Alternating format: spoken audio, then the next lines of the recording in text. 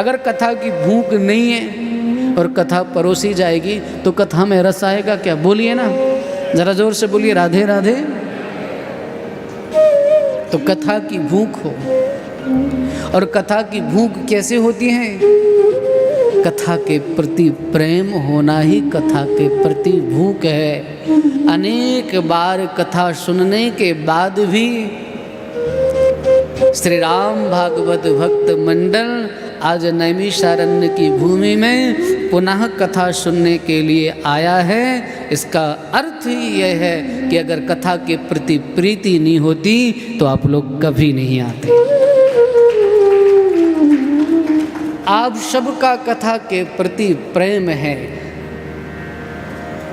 और प्रेम है इसलिए तो आप यहाँ हो।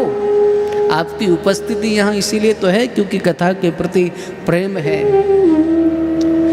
तो सूत जी महाराज कहते हैं कि आपकी प्रीति को देख करके मैं जो भी साधन है ना, उन समस्त साधनों का एक साधन तुम्हें बता देता हूँ जो हृदय को पवित्र करने वाला है। कुछ वस्तुएं ऐसी हैं जिनसे वस्त्र पवित्र होते हैं। हाँ बोलिए राधे राधे, जरा जोर से बोलिए ना। कुछ वस्तुएं ऐसी हैं जिनसे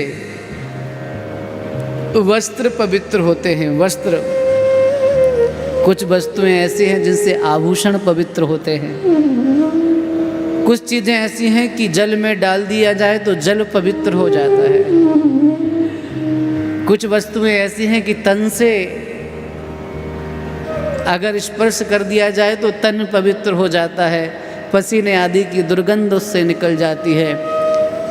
आभूषण को साफ करने के लिए कुछ केमिकल आते हैं, उनको अगर कर लिया जाए तो जैसे अलग अलग वस्तुएं अलग अलग वस्तुओं को पवित्र करने के लिए बनी हैं, इसी तरह से नारायण अगर हमें अपना मन पवित्र करना है तो सूत जी महाराज कहते हैं मन को धोने का, मन को पवित्र करने का, मन को स्वच्छ करने का, मन को निर्मल करने का, मन को पावन करने का, मन को धवल करने का भागवत से श्रेष्ठ कोई साधन नहीं है।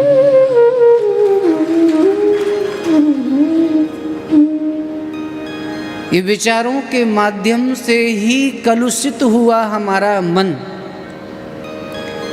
अच्छा, चिकित्सा भी तो उसी स्तर पे होने चाहिए जिस स्तर की पीड़ा है। अगर देह के स्तर पर पीड़ा है तो देह के स्तर पे ही उसकी चिकित्सा होगी, पर मन के स्तर पर पीड़ा है, विचारों के स्तर पर अगर व्याधि है, और विचारों की बीमारी भी बहुत बड़ी बीमारी होती है। अगर किसी के विचार दूषित हो गए हैं तो इन विचारों, दूषित विचारों को, दूषित मन को भागवत के शुभ विचारों से, सुंदर कथाओं के द्वारा, भगवान के चरित्र के द्वारा ही इस मन को पवित्र किया जा सकता है, इस मन को धोया जा सकता है।